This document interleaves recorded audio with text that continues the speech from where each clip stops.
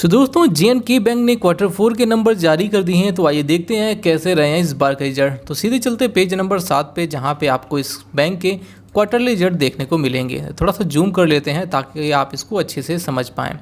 तो आपको देखने को मिलेगा, हम यहाँ पे देख रहे हैं स्टैंड अलोन फाइनेंशियल रिजल्ट।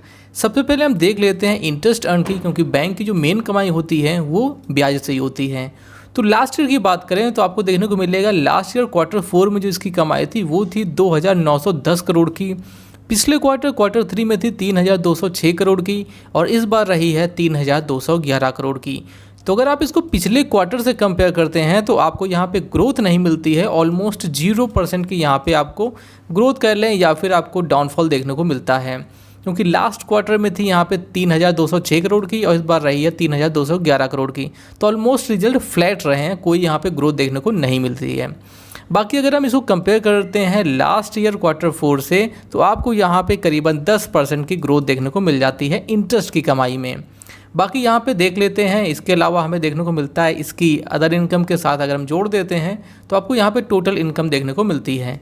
तो लास्ट ईयर Q4 में जो इसकी टोटल कमाई थी तो आपको देखने को मिलेगी वो थी 3,134 करोड़ की। पिछले क्वार्टर में थी 3,448 करोड़ की, और इस बार बढ़ के हो गई है 3,616 करोड़ की। तो इसको भी अगर हम कंपेयर करेंगे पिछले क्वार्टर से तो यहाँ पे आपको देखने को मिलेगा करीबन 5% की ग्रोथ। वहीं अगर आप इसको ईयर ऑन ईयर बेसिस पे कंपेयर करेंगे तो आपको यहाँ पे करीबन 15% की ग्रोथ देखने को मिलती है। तो बैंक के यहाँ पे रेवेन्यू तो ठीक ठाक ग्रो कर गया है। इंटरेस्ट में यहाँ पे 10% की ग्रोथ है, और यहाँ पे रेवेन्यू में 15% की। बाकी यहाँ पे अगर हम बात करते हैं कि आखिरकार इतना सब रेवेन्यू बनाने के लिए बैंक ने कितना खर्चा कर दिया है, तो आपको यहाँ पे देखने को मिलेगा टोटल एक्सपेंडिचर।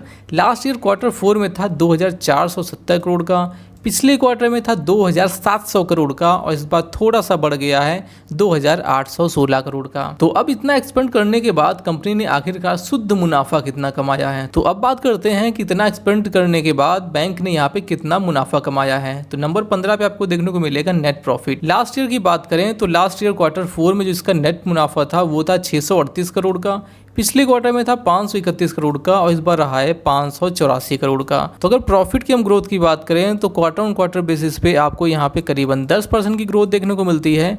वहीं ईयर ऑन ईयर बेसिस पे आपको करीबन 8% की गिरावट देखने को मिलती है। बाकी चलिए देखते हैं इसका EPS में हमें क्या फ़र्क देखने को मिलता है। तो ये रहा इसका EPS।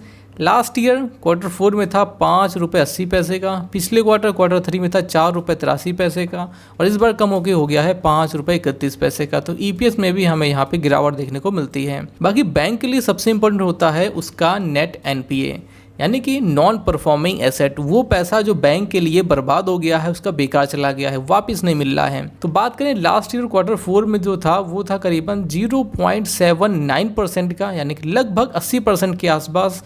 पिछले क्वार्टर में था वो बढ़ के करीबन हो गया था 94% का, और इस बार भी उतना ही है, लगभग 80% के आसपास।